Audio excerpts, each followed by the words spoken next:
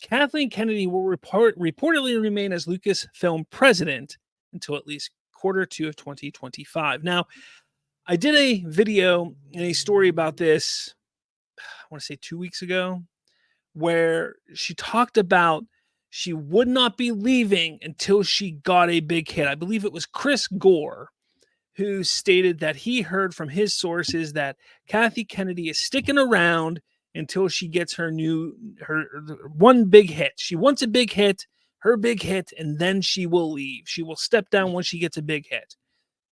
Well, now we're hearing that she will reportedly remain until at least quarter two of 2025.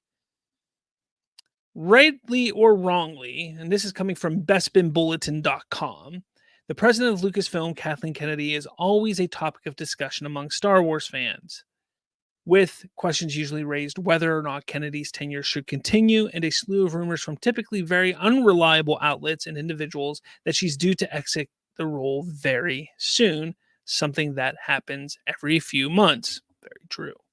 Currently, she is under contract until later this year as the president of Lucasfilm, following a 3-year extension signed in 2021.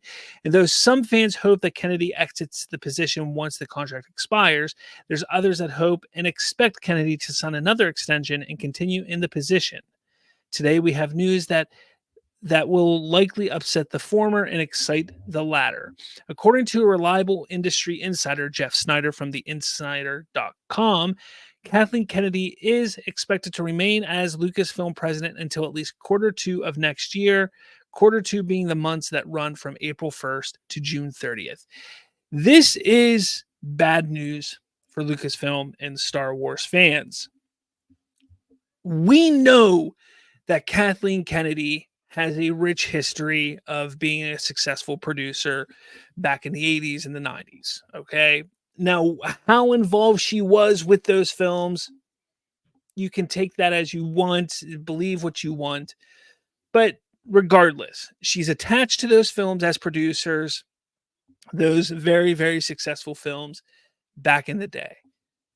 Since taking over as the president, as the head of Lucasfilm, sure, the sequel trilogy were $3 billion plus movies. That's facts. All right. So you can't get past that. Rogue One made $1 billion as well.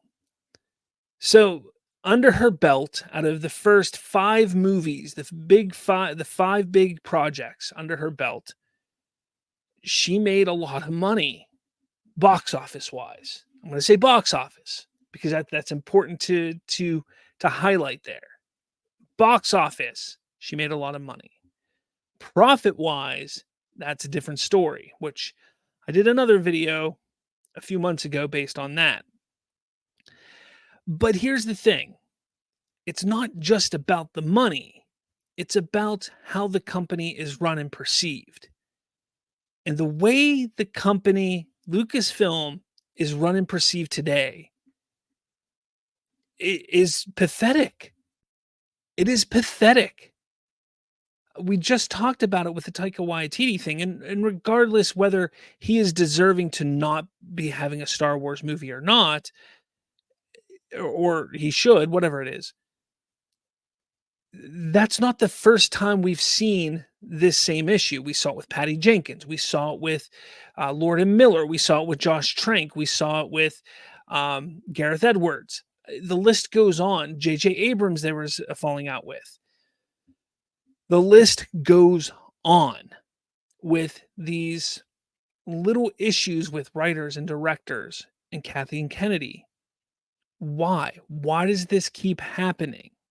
What is the issue where they hire a director, they partner with a director, they partner with a writer, they do something that says, okay, we're going to get so-and-so to come in and make this movie or write this movie or develop a movie or develop a project.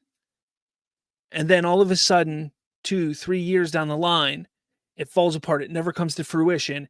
And fans who were excited about it are now left, well, where's it at? Why don't we get it? This is upsetting.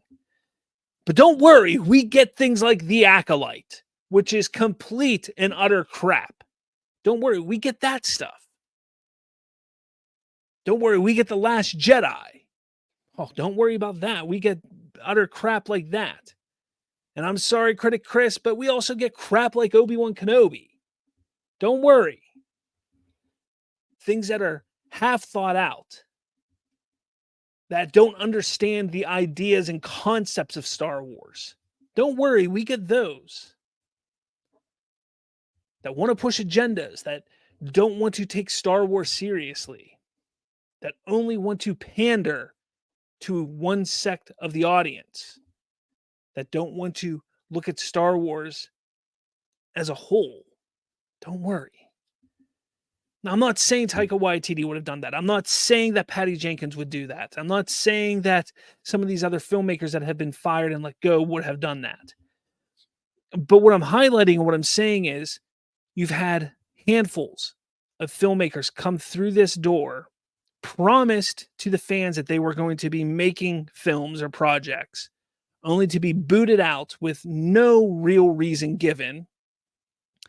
The ones that do get to make projects, more often than not, make absolute crap projects. What is the issue here? What is going on?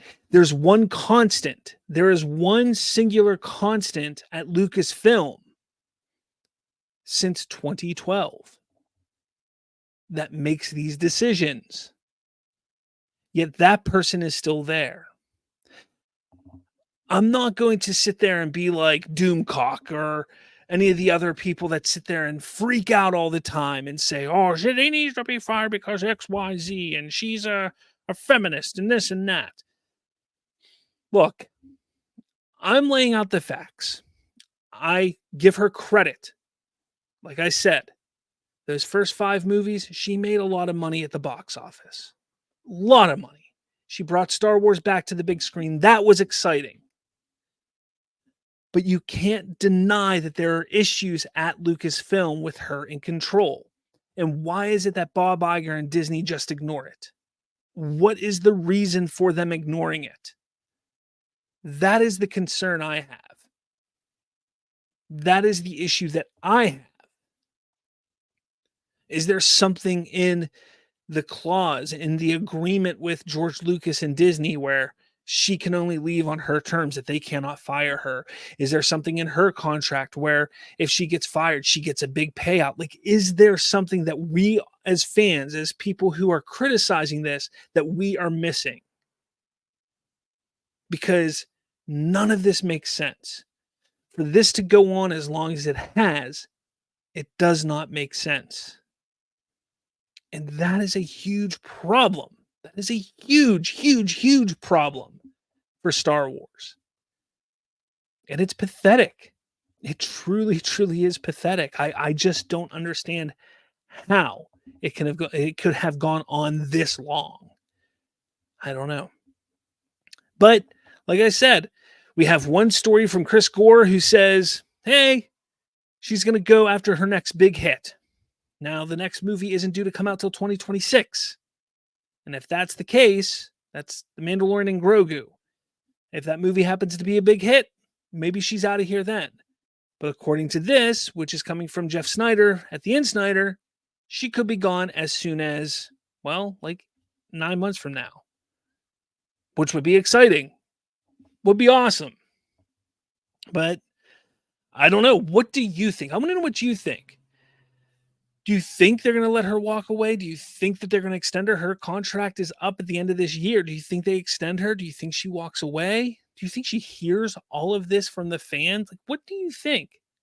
That's what I want to know. What do you think about all this? Let me know your thoughts in the comments below. I'd love to hear it. For sure. Yeah. All right.